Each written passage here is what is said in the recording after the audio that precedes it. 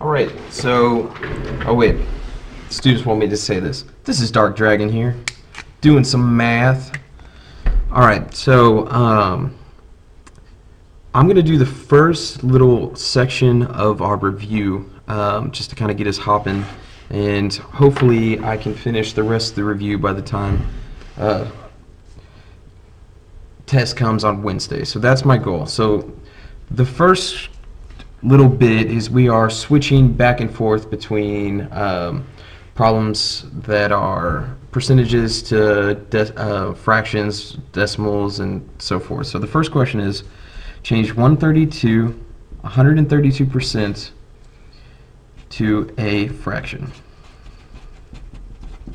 So whenever we change a percentage to a fraction, we take that percentage, in this case 132, and we divide it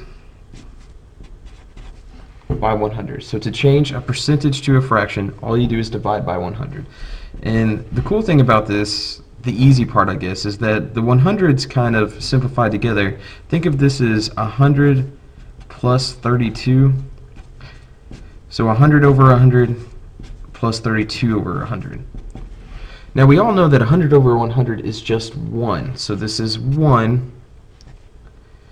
and 32 over 100. And now I want to simplify this fraction as much as humanly possible. So what I'm going to do is I'm going to divide both the top and bottom here by some number that I know goes into both. So let's divide them both by 4. 32 divided by 4 is going to be, so we have, this is going to be 1. 32 divided by 4 is 8. And 100 divided by 4 is 25. And there are no numbers that go into 8 and go into 25 at the same time. So that's done for that problem. Number 2.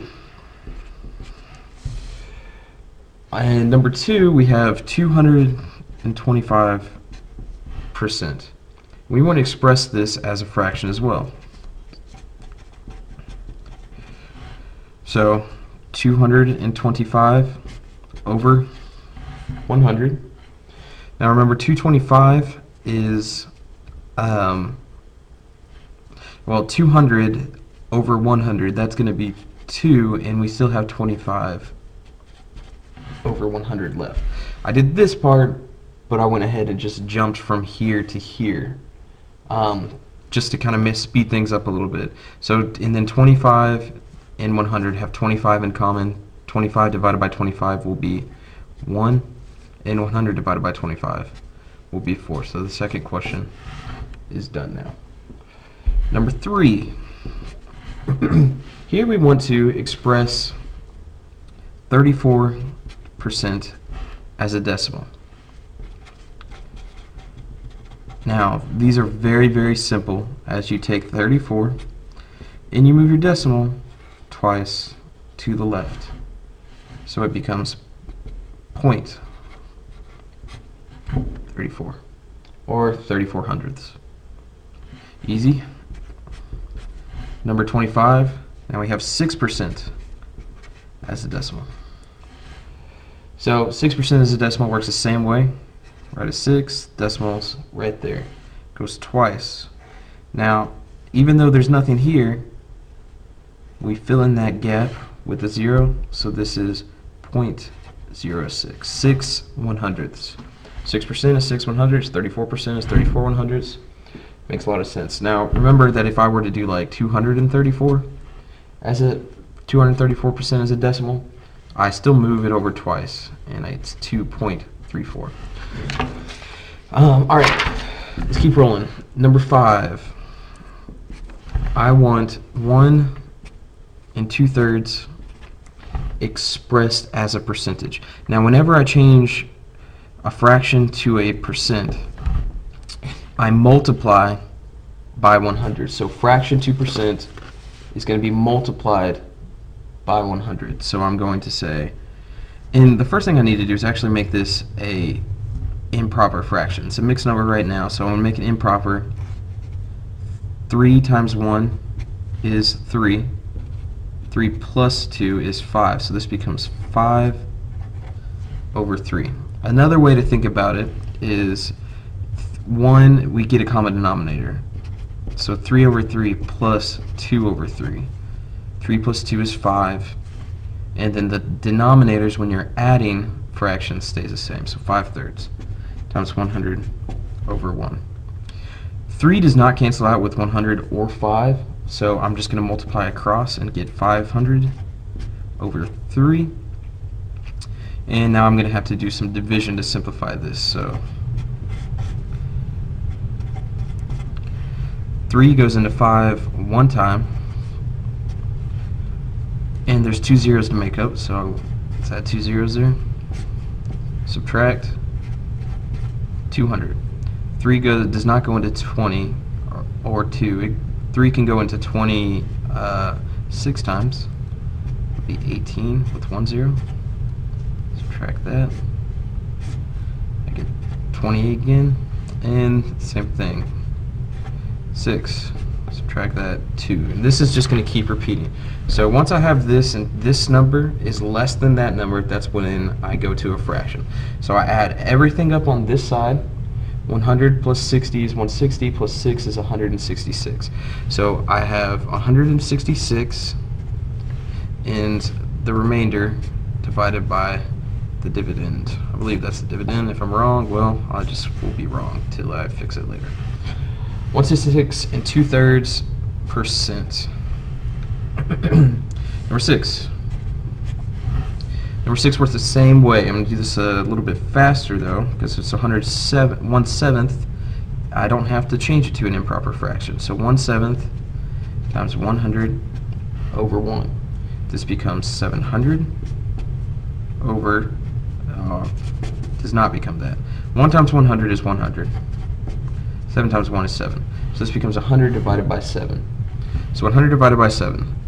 Do the same thing, long division. So I did it again. Where was 700? We can fix that. So 7 goes into 10 once, and that'll be 7. So I'm going to 10. Subtract that. That's 30. 100 minus 70 is 30.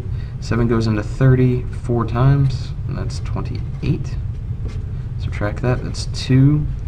2 is less than 7, so that's going to be my remainder. So add these together. 10 plus 4 is 14. So our answer is 14 and 2/7.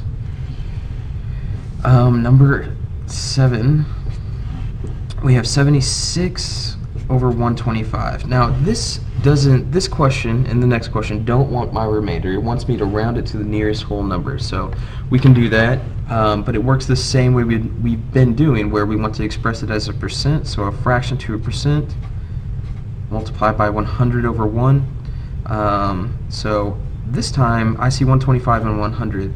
They both have 25 in common. So 100 is going to be, 25 can go into 100 4 times.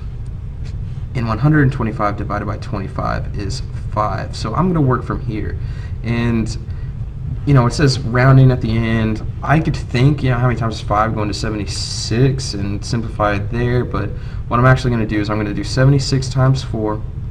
And then I'm going to divide that answer by 5. So I'm going to do 76 times 4 first. 4 times 6 is 24. 4 times 7 is 28, 29, 30. So this is going to be 304. So I'm going to divide 304 by 5. And I can tell you, since we're rounded to the nearest whole number, I can think, well, what would be the nearest whole number that would go into this? It would be 305. And I could do 5 go into 305 and get a whole number. And because we're rounding, it's going to be the same number. But I'm not going to do that. I wrote that over here. You can't see that. Here's just zoom in just a little bit. So 5, sorry about that. 5 goes into 30 6 times. That's 30 with an extra 0, so that'll be 60. Subtract that, and I have 4. It doesn't quite go into 4. Now if I think about it as 305, the whole number would be 60. That's 30 with an extra 0. Actually, well, yeah, that's fine. I get 5. It can go into 5 one time. So So add those together, we get 61, and that's actually the percentage. This one we would get 60 and 4/5, but if we round 4/5 up to the nearest whole number, we're going to get 61. So the answer is 61%. And then the last one I want to do for this video, it's getting a little bit long, but we'll live with that, is the number 8. 102 divided by 350 as a percent to the nearest whole number. So multiply that by 100 over 1. Now 50 this time will go into both 350 and 100. So I'm going to say 50 goes into 350 7 times, and it goes into 100 twice. So I'm going to do 102 times 2 first. Well, 100 times 2 would be 200. 2 times 2 would be 4. So this is actually going to be 204 divided by 7. So now this is not as clear, so I don't want to round from here. I want to divide and then round that number. So I'm going to say 7 goes into 204 how many times? 7 goes into 2 no times. It goes into 20 twice. That would be 14 with an extra 0. So 20. 20 minus 14 is 6. 4 minus 0 is 4. I did that backwards. 4 minus 0 is 4. Then you do that, but it works the same way. 7 goes into 6 no times. The closest multiple of 7 to 64 is 9 times. It would be 63. 9 times 7 is 63. Subtract that, I get 1. So 1 is less than 7. So I could do 20 plus 9, so this makes 29 and 1/7. If I round that to the nearest whole number, I get 29%. And I'm done. Great. So hopefully I can get the next videos up in a relatively short time. So until then, au revoir.